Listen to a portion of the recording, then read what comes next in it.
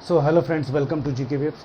सो friends, MP river system हमारा complete हो गया था, तो आज मेंस में वहाँ से बने हम क्वेश्चंस देख रहे हैं। तो मध्य प्रदेश जल संसाधन से रिलेटेड इसमें बहुत सारे क्वेश्चन आए हैं जो कि मैं आपको दिखा दे रहा हूँ। थोड़ा सा फोकस कर दीजिए। यहाँ पर आया है मध्य प्रदेश के जल संसाधनों की समस्याओं का वर्णन कीजिए एमपीपीएससी मेंस 2018 में। मध्य प्रदेश में पीने के पानी के स्रोतों का वर्णन कीजिए एमपीपीएससी मेंस 2016 में। दोनों 5 मार्कर, उस समय 6 मार्कर होता में आए हुए हैं। और फिर ये है मध्य प्रदेश की जल प्रवाह प्रणाली का वर्णन कीजिए, 15 मार्कर में आया था, जिसको अब हम 11 मार्कर जानते हैं एमपीपीएससी 2017 में। तो फ्रेंड्स, आज इन क्वेश्चंस को हम यहाँ पर करने वाले हैं। उससे पहले मैं एक छोटी सी इन्फॉर्मेशन अपने सारे व्यूअर्स को दे रहा हूँ कि फ्रेंड्स, हमारे चैनल पर एमपीपीएससी प्रीलिम्स 2021 का एग्जैक्ट कट ऑफ प्रेडिक्ट करने के लिए एक महापोल चल रहा है, जिसमें कैटेगरी वाइज आप अपनी कैटेगरी में पोल कर सकते हैं। इसमें अच्छी बात यह है कि आपको अपनी कैटेगरी में जो है वोट करने की सुविधा मिल रही है। तो सारी की सारी कैटेगरी के लिंक्स जो है मैं डिस्क्रिप्शन बॉक्स में डाल दूंगा। आप लोगों ने अगर वोट नहीं किया है तो प्लीज़ वोट कीजिए। अपने लिंक पर जाइए, लिंक पर क्लिक कीजिए, फिर वहाँ पर जो भी आपके जितने भी क्वेश्चन सही हैं उस ऑप्शन को क्लिक कीजिए और ब्लू कलर का वोट का बटन दबाइए, तो आपका वोट काउंट हो जाएगा। तो रिक्वेस्ट है आप सबसे कि आप लोग प्लीज़ वोट करें ताकि हम एग्जैक्ट जो कट ऑफ है वो प्रिडिक्ट कर सकें। ओके फ्रेंड्स, हम फर्स्ट क्वेश्चन लेते हैं यहाँ पर। मध्य प्रदेश के जल संसाधनों की समस्याओं का वर्णन कीजिए। ये मेंस 2018 में आया हुआ है। ओके, 2018 में। अगर यहाँ पर साइनिंग आए तो आप मुझे बता दीजिएगा। ओके, तो एमपीपीएससी मेंस 2018 में आया है। तो फ्रेंड्स, सबसे पहले तो मध्य प्रदेश के जल संसाधनों की समस्याओं का वर्णन कीजिए। यहाँ पर हमको थोड़ा मध्य प्रदेश के जो जल संसाधन है उसका थोड़ा सा वर्णन कर देना है। तो मध्य प्रदेश में कुल उपलब्ध जल संसाधन जो है 90.75 अरब घन मीटर जो जल है वो उपलब्ध है। अरब घन मीटर जल उपलब्ध है। मध्य प्रदेश में कितना जल उपलब्ध है? 90.75 अरब घन मीटर जल उपलब्ध है, जिसमें से कि मध्य प्रदेश में शुद्ध सतही जल की जो मात्रा है फ्रेंड्स, वो आपकी 56.8 अरब घन मीटर है। 56.8 अरब घन मीटर है। और वहीं पर जो भूमिगत जल है, भूमिगत जल की मात्रा लगभग आपकी जाती है 33.8 या 9 अरब घन मीटर, इतना चल जाता है, 8 घन मीटर, अरब घन मीटर। तो मध्य प्रदेश में कुल उपलब्ध जल संसाधन 90.75 अरब घन मीटर, जिसमें शुद्ध सतही जल 56.8 घन मीटर और भूमिगत जल 33.8 अरब घन मीटर है। मध्य प्रदेश में जो है नदियों, सर्वाधिक नदियां मध्य प्रदेश से निकलती, इसलिए मध्य प्रदेश को नदियों का मायका भी कहा जाता है। लेकिन मध्य प्रदेश की नदियां जो हैं वो क्या हैं? मौसमी नदियां हैं। और मध्य प्रदेश की अधिकांश नदियां जो हैं वो वर्षा पर निर्भर हैं। ओके फ्रेंड्स, तो अब यहाँ पर हम अपने क्वेश्चन का प्रारूप समझ लेते हैं कि हमको करना क्या है। समस्याएं बताना है, तो छोटी सी भूमिका देने के बाद हम सीधे समस्याओं पर आ गए कि मध्य प्रदेश में जो अधिकांश नदियां हैं वो मौसमी नदियां हैं और वो वर्षा पर निर्भर हैं। जहां वर्षा ऋतु में इनमें प्रचंड बाढ़ रहती है, वहीं पर ग्रीष्म ऋतु में इनमें जल की मात्रा अत्यधिक कम हो जाती है और ये लगभग सूख जाती है। ऐसी दशा में मध्य प्रदेश में जल की विकराल मात्रा, वो विकराल समस्या उत्पन्न हो जाती है। मध्य प्रदेश में जल के प्रमुख संसाधन नदियां, तालाब, कुएं, झीलें और नहरें हैं। लेकिन वर्षा पर निर्भर होने के कारण ग्रीष्म ऋतु में जल की जो बहुत अधिक समस्या जो है वो खड़ी हो जाती है। मध्य प्रदेश में जल संसाधनों की प्रमुख समस्याओं को हम इस प्रकार से समझ सकते हैं। तो यहाँ पर हमने एक छोटा सा चार्ट बना दिया। समस्याएं मैं यहाँ पर शॉर्ट में लिख रहा हूँ, वहाँ आप पूरा लिखेंगे जल संसाधनों की समस्याएं। तो समस्याएं क्या क्या हो गई? पहला तो ये हो जाएगी अपर्याप्त वर्षा। ओके, अपर्याप्त वर्षा। चूंकि मध्य प्रदेश में जो जल संसाधन है वो वर्षा पर निर्भर है, इसलिए वर्षा का बहुत अधिक प्रभाव पड़ता है। दूसरा हो जाएगा असमान वितरण। किसका? वर्षा का असमान वितरण। ओके, फास्ट करेंगे क्योंकि 3 क्वेश्चन करने हैं हमको। इसके बाद हम आ जाएंगे नहरों का अभाव। फिर उसके बाद हम नेक्स्ट आ जाएंगे आपका तो पठारी उच्चावच। फिर इसके बाद आप नेक्स्ट ले लीजिए तो अतिदोहन, ये भी एक बहुत बड़ी समस्या है जल संसाधनों की। इसके बाद फिर आप नेक्स्ट में आ जाएंगे फ्रेंड्स, तो आपका जाएगा प्रदूषण विकराल समस्या। और फिर इसके बाद आ जाएंगे तो मौसमी नदियां। तो अपर्याप्त वर्षा, मध्य प्रदेश के जो जल संसाधन है वो वर्षा पर निर्भर है। चूंकि मध्य प्रदेश में औसत वर्षा की मात्रा 112 सेंटीमीटर है, तो अपर्याप्त वर्षा के कारण जो है जल संसाधन वो ग्रीष्म ऋतु में जो होते हैं वो सूख जाते हैं, एक समस्या। दूसरी समस्या पर आते हैं असमान वितरण। मध्य प्रदेश में वर्षा का वितरण अत्यधिक असमान है, जहां दक्षिण पूर्वी क्षेत्र में 150 सेंटीमीटर से भी अधिक वर्षा होती है, वहीं उत्तर पश्चिमी क्षेत्र में मध्य भारत के पठार क्षेत्र में 60 से 75 सेंटीमीटर वर्षा होती है। इस प्रकार असमान वितरण के कारण जो अल्प वर्षा वाले क्षेत्र हैं वहां पर वर्षा जल संसाधनों की अत्यधिक समस्या उत्पन्न हो जाती है। नहरों का अभाव और पठारी उच्चावच ये एक दूसरे से आपस में जुड़े हुए हैं। मध्य प्रदेश का अधिकांश भाग जो है वो पठारी उच्चावच वाला है, जिस कारण यहाँ पर जो नदियां हैं वो एक सीमित दायरे में बहती हैं और विशाल जल ग्रहण क्षेत्र नहीं बन पाता, फलस्वरूप जल संसाधन का अभाव रहता है। और वहीं नहरों का अभाव भी मध्य प्रदेश में है। पठारी क्षेत्र होने के कारण आसानी से नहरों का जाल नहीं बिछाया जा सकता, जिससे कि जल संसाधन का विस्तार करने में समस्या आती है। फिर उसके बाद आता अतिदोहन। मध्य प्रदेश में व्यावसायिक घरेलू उपयोग के लिए और सिंचाई के लिए अत्यधिक भूमिगत जल और जो नदियों के जल का उपयोग किया जाता है, जिसके कारण अतिदोहन होता है और जल का अभाव उत्पन्न हो जाता है। भूमिगत जल का स्तर बहुत अधिक नीचे चला जाता है, तो अतिदोहन जल संसाधनों की एक बहुत बड़ी समस्या है। प्रदूषण। मध्य प्रदेश की अधिकांश नदियां अत्यधिक प्रदूषित हैं और प्रदूषण के कारण इनका जो पीने का पानी है वो पीने योग्य नहीं रह गया है, तो प्रदूषण भी जल संसाधनों की एक प्रमुख समस्या है। तो ये हो गया फ्रेंड्स हमारा पहला क्वेश्चन, मध्य प्रदेश के जल संसाधनों की समस्याएं। मैंने आपको थोड़ी सी भूमिका बताई। फास्ट कर रहा हूं फ्रेंड्स क्योंकि अब हमारे पास टाइम नहीं है। फैब आपका थर्ड वीक में, फैब 23 थर्ड वीक में मेंस होना है ना। और फिर उसके बाद ये आपका हो गया सारे के सारे पॉइंट्स जिनको आपको ऐसे चार्ट बनाने के बाद डिस्क्राइब कर देना है। ओके फ्रेंड्स, तो ये हो गया हमारा फर्स्ट क्वेश्चन, मध्य प्रदेश में जल संसाधनों की समस्याओं का वर्णन कीजिए। दूसरा आता है हमारा क्वेश्चन जो कि मध्य प्रदेश में पीने के पानी के स्रोतों का वर्णन कीजिए। पीने के पानी के स्रोतों का वर्णन, तो ये लगभग इसकी स्टार्टिंग भी उसी क्वेश्चन के जैसे होगी। मध्य प्रदेश में पीने के पानी के स्रोत, तो मध्य प्रदेश में कुल जल की उपलब्ध मात्रा जो है वो 90.75 अरब घन मीटर है। वहीं शुद्ध सतही जल की मात्रा जो है वो 56.8 अरब घन मीटर है और भूमिगत जल की मात्रा 33.9 अरब घन मीटर है। और मध्य प्रदेश में पीने के पानी के स्रोतों के रूप में नदियां, तालाब, झीलें, नहरें और कुएं आदि का प्रमुख स्थान आता है। वहीं पर भूमिगत जल एक बहुत बड़ा साधन है पीने के पानी का। फिर मध्य प्रदेश में पीने के पानी के स्रोतों का अब हमको क्या करना है, यहाँ पर वर्णन करना है। तो वर्णन करने के लिए आपको क्या क्या करना पड़ेगा, थोड़ा सा उसका जो है, तो नदियां। मध्य प्रदेश में पीने के पानी का सबसे बड़ा स्रोत क्या है, नदियां हैं। मध्य प्रदेश से सर्वाधिक नदियां प्रवाहित होती हैं। मध्य प्रदेश को नदियों का मायका भी कहा जाता है, किंतु मध्य प्रदेश की नदियां मौसमी नदियां हैं और जहां वर्षा ऋतु में अत्यधिक बाढ़ रहती है, वहीं ग्रीष्म ऋतु में ये लगभग सूख जाती हैं और इनमें जो जल की मात्रा है वो सीमित हो जाती है, किंतु फिर भी मध्य प्रदेश में पीने के पानी हेतु नदियां एक प्रमुख साधन है। उसके बाद आ जाएगा आपका कुएं और तालाब। मध्य प्रदेश में कुएं और तालाब जो हैं वो पीने के पानी के प्रमुख स्रोत हैं और इसमें जहां जहां तालाबों की मात्रा अधिक है, दक्षिण पूर्वी क्षेत्र और पश्चिमी क्षेत्रों में तालाब जो है वो पीने के पानी के प्रमुख स्रोतों की भूमिका निभाते हैं। उसके बाद हम आ जाएंगे फ्रेंड्स की आपका भूमिगत जल। भूमिगत जल बहुत इंपॉर्टेंट है, ठीक है ना। तो मध्य प्रदेश की अधिकांश नदियां मौसमी हैं, जिनमें ग्रीष्म ऋतु में वर्षा की जल की मात्रा अत्यधिक सीमित हो जाती है। फलस्वरूप भूमिगत जल को बहुत अधिक क्या किया जाता है, पीने के पानी के लिए इस्तेमाल किया जाता है। बड़े बड़े नगरों में भूमिगत जल ही जो है वो पीने के पानी का प्रमुख स्रोत है। और मध्य प्रदेश में जो पश्चिमी क्षेत्र जो है वो कुएं और नलकूप के लिए प्रसिद्ध है ना, पश्चिमी क्षेत्र। तो पश्चिमी क्षेत्र में भूमिगत जल का बहुत अधिक उपयोग किया जाता है, जहाँ नदियों का क्या है, नदियों की जहाँ नदियाँ अधिक मात्रा में नहीं है। तो भूमिगत जल, मध्य प्रदेश में भूमिगत जल पीने के पानी का एक प्रमुख स्रोत है। भूमिगत जल के अतिदोहन के कारण भूमिगत जल का स्तर के नीचे जाने की समस्या उत्पन्न हो गई है। ये आप साथ में वर्णन कर देंगे। तो अभी तक क्या हुआ, हमने छोटी सी चूंकि ये 5 मार्कर का क्वेश्चन है इसलिए मैं 5 मार्कर के हिसाब से आपको बता रहा हूँ।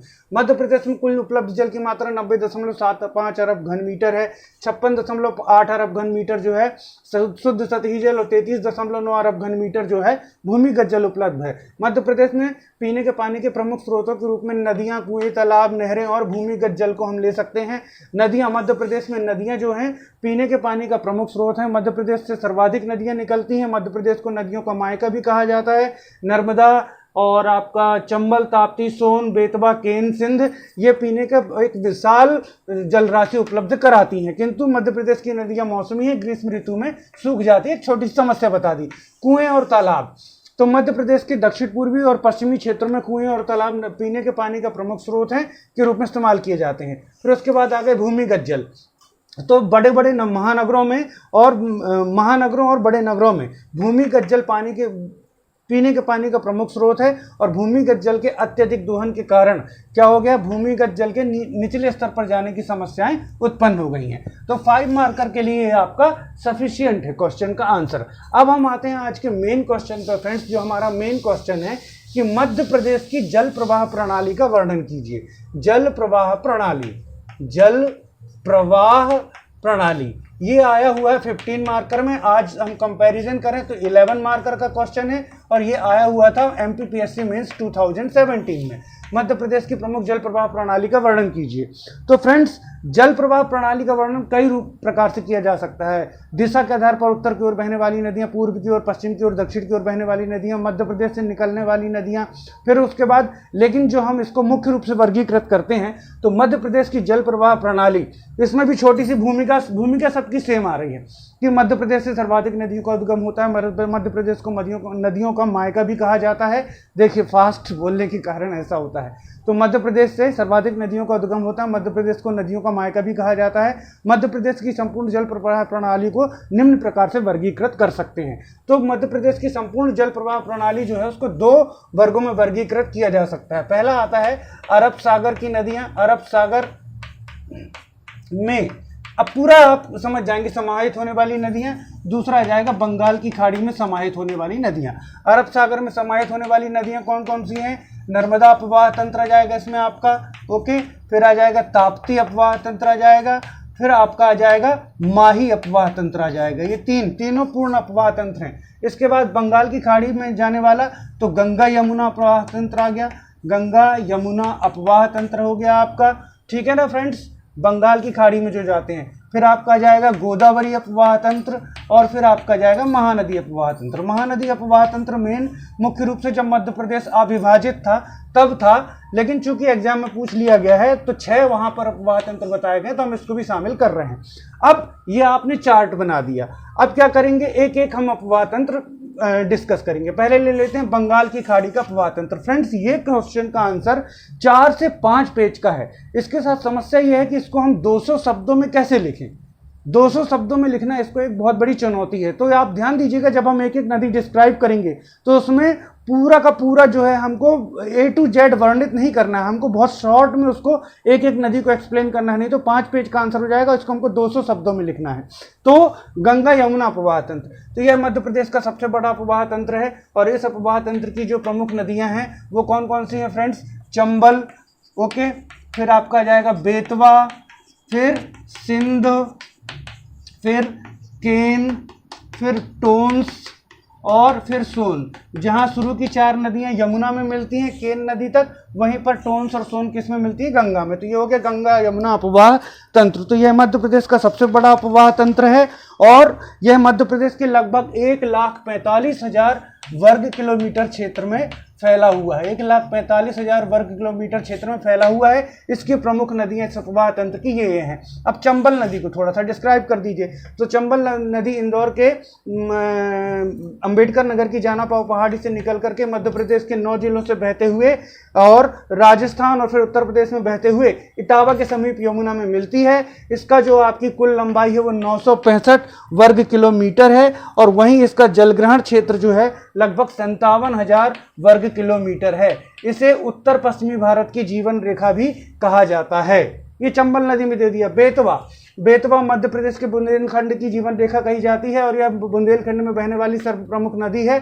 और यह कहाँ से निकलती है? बेतवा कुमरा गांव रायसेन से निकल करके आपका जो है वो हमीरपुर के निकट यमुना में मिल जाती है। सिंध को डिस्क्राइब कर दिया। यह सिरोंज विदिशा से निकल करके जो आपका इटावा के समीप यमुना में मिलती है। केन को शॉर्ट में तमसा कुंड मैयर से निकल करके बांदा में यमुना नदी में मिल जाती है। टोंस को डिस्क्राइब कर दिया। कटनी विंध्याचल पहाड़ियों, कैमूर पहाड़ियों से निकल करके बांदा उत्तर प्रदेश में यमुना में मिलती है। टोंस तमसाकुंड मैहर से निकल करके जो आपका है वो आपका किसमें, गंगा में समाहित हो जाती है। ओके फ्रेंड्स, फिर सोन को डिस्क्राइब कर दिया। सोन अमरकंटक से निकल करके उत्तर पूर्वी मध्य प्रदेश में बहने वाली प्रमुख नदी है सोन नदी। इसकी लंबाई लगभग 784 किलोमीटर है। ये अमरकंटक से निकलने के पश्चात पटना के समीप दानापुर रामनगर में किसमें, गंगा में मिल जाती है। तो गंगा यमुना अपवाह तंत्र हो गया गोदावरी अपवाह तंत्र। गोदावरी अपवाह तंत्र मुख्यतः मध्य प्रदेश के दक्षिण पूर्वी भाग में विस्तृत है। दक्षिण पूर्वी भाग से निकलने वाली अनेक छोटी नदियां गोदावरी में समाहित होती हैं, जिनमें प्रमुख प्रमुख नदियां जो हैं आपकी आ जाती हैं। तो कौन कौन सी आ जाएंगी, इसमें आ जाएंगी आपकी प्रमुख नदियां वर्धा और वेनगंगा, ठीक है ना, वर्धा वेनगंगा, और आपकी आ जाएगी पेंच नदी, ठीक है ना। तो बस इसमें इतना ही लिखना है कि गोदावरी अपवाह तंत्र का विस्तार मध्य प्रदेश के दक्षिण पूर्वी क्षेत्र में है। मध्य प्रदेश के दक्षिण पूर्वी क्षेत्र से निकलने वाली अनेक छोटी नदियां जो हैं वो गोदावरी की सहायक हैं, जिनमें वर्धा, वेनगंगा और पेंच प्रमुख है। बस इतना लिख दिया। महानदी अपवाह तंत्र, महानदी अपवाह तंत्र को हम और शॉर्ट कर देंगे। महानदी अपवाह तंत्र का बहुत छोटा सा जो क्षेत्र है वो मध्य प्रदेश के दक्षिण पूर्वी क्षेत्र में आता है, जिसमें जो समाहित होने वाली प्रमुख नदियां हैं जो आपकी महानदी की वो हो जाएंगी हसदो, ठीक है ना, हसदो आदि हैं। बस महानदी अपवाह तंत्र, ठीक। अब आते हैं हम मध्य प्रदेश के सबसे प्रमुख अपवाह तंत्र में, नर्मदा अपवाह तंत्र। तो इसमें क्या लिखेंगे, नर्मदा को मध्य प्रदेश, नर्मदा अपवाह तंत्र मध्य प्रदेश का प्रमुख अपवाह तंत्र है। नर्मदा नदी को मध्य प्रदेश की जीवन रेखा भी कहा जाता है और यह मध्य प्रदेश की सबसे लंबी नदी है।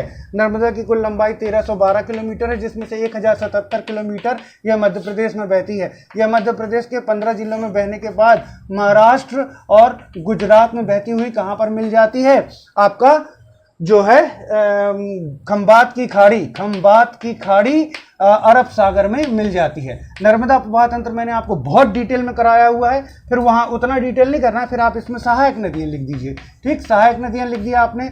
इसका सहायक नदियाँ कौन कौन सी हो जाएंगी, तो आपको मालूम 42 सहायक नदियाँ हैं, जिनमें से प्रमुख कौन कौन सी हो जाएंगी, तो हिरण हो जाएगी, तेंदुनी हो जाएगी, ठीक है, जामनेर हो जाएगी, दतूनी हो जाएगी, ओके, दतूनी, फिर आपका मान हो जाएगी, हथनी हो जाएगी। ये सब हो गई दाएं तट की सहायक नदियाँ। बाएं तट में आप आ जाएंगे तो बंजर हो गई, ठीक है, शेर हो गई, शक्कर हो गई, उसके बाद बंजर, शेर, शक्कर, उसके बाद फिर आपकी आ जाएगी दूधी, फिर उसके बाद आ जाएगी गंजाल। गंजाल के पहले तवा आती है, तवा, छोटी तवा और कुंदा, बेदी और आपकी गोई है ना, ये इसकी प्रमुख सहायक नदी हैं। तो ये कौन सा नदी तंत्र हो गया, नर्मदा अपवाह तंत्र हो गया। इसका जल ग्रहण क्षेत्र 98,760 किलोमीटर स्क्वायर है, ये आपने लिख दिया। फिर आ जाएंगे ताप्ती अपवाह तंत्र। तो ताप्ती जो है मध्य प्रदेश में पश्चिम की ओर बहने वाली एक प्रमुख नदी है और ताप्ती अपवाह तंत्र मध्य प्रदेश और महाराष्ट्र और गुजरात में विस्तृत है। ताप्ती नदी का उद्गम मध्य प्रदेश में मुल्ताई की पहाड़ी बैतूल से होता है, ओके, बैतूल की मुल्ताई की पहाड़ी से होता है।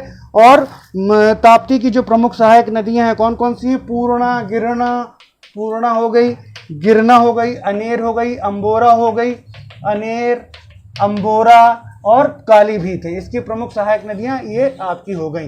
ताप्ती नदी की कुल लंबाई जो है वो लगभग 724 वर्ग किलोमीटर है और इसका कुल जलग्रहण क्षेत्र जो आता है वो लगभग 26, इसका जलग्रहण क्षेत्र फ्रेंड्स थोड़ा सा देख लीजिएगा, मैं कंफ्यूज हूँ, तो मैं इसको बाद में बता दूंगा आपको। ये शायद 33,000 या फिर 26,000 कुछ ऐसा इसका जलग्रहण क्षेत्र है ना। इसको इस डाटा को बाद में देख लेंगे, ओके। फिर आ जाता है आपका माही अपवाह तंत्र।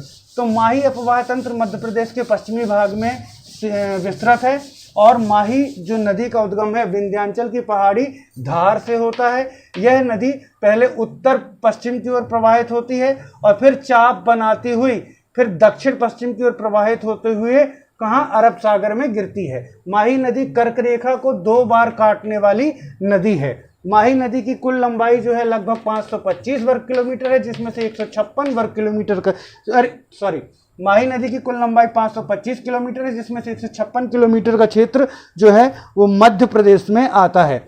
माही नदी का कुल जलग्रहण क्षेत्र 39,000 वर्ग किलोमीटर है, जिसमें से 7,180 वर्ग किलोमीटर का क्षेत्र मध्य प्रदेश में। इस प्रकार देख सकते हैं कि माही नदी मध्य प्रदेश के बहुत ही कम क्षेत्र से प्रवाहित होती है, लेकिन वर्णित तो करना पड़ेगा। तो माही नदी का उद्गम धार विंध्याचल पर्वत से होता है और यह उत्तर पूर्व की पश्चिम की ओर बहती है और फिर चाप बनाती हुई दक्षिण पश्चिम की ओर मुड़ करके अरब सागर खंबात की खाड़ी में गिरती है। और माही नदी जो है वो मध्य प्रदेश, राजस्थान और गुजरात से प्रवाहित होती है। इसकी कुल लंबाई 525 किलोमीटर और मध्य प्रदेश में 156 किलोमीटर है और इसका कुल जलग्रहण क्षेत्र 39,000 वर्ग किलोमीटर और मध्य प्रदेश में 7,180 वर्ग किलोमीटर है। इसकी सबसे प्रमुख सहायक नदी जो है वो अनास है। इसके अलावा लड़की, ठीक है ना फ्रेंड्स, लड़की और आपका लंभार, कून, गोमा, लंभार, कूनो नहीं है ये, कून और गोमा आदि इसकी प्रमुख सहायक नदियां हैं। तो ये मध्य प्रदेश की पूरी जल प्रवाह प्रणाली का जो है हमने विवरण दे दिया। बहुत फास्ट पढ़ाया है मैंने फ्रेंड्स, अगर आपको समझ नहीं आ रहा तो आप पीछे थोड़ा करके फिर से उसको 2 बार 3 बार सुन लीजिएगा तो समझ आ जाएगा। फास्ट इसलिए पढ़ाया है क्योंकि अब हमको बहुत जल्दी कवर करना पड़ेगा। तो ये मध्य प्रदेश की पूरी जल प्रवाह प्रणाली छोटा वर्णन देते हुए हमको इसको 200 वर्ड्स में कंप्लीट करना है। ओके फ्रेंड्स, ये अब हमारी आज की क्लास थी। नेक्स्ट अब यहाँ से हम जो है इंपॉर्टेंट टॉपिक्स पर क्लास बनाएंगे फ्रेंड्स, क्योंकि 3 महीने एक प्रकार से मानिए आपके पास हैं, 1 महीने तो सिर्फ रिवीजन के लिए है। तो इंपॉर्टेंट टॉपिक्स पर जो है मैं आपको मेंस आंसर राइटिंग की क्लास दूंगा। Okay friends, thanks for watching.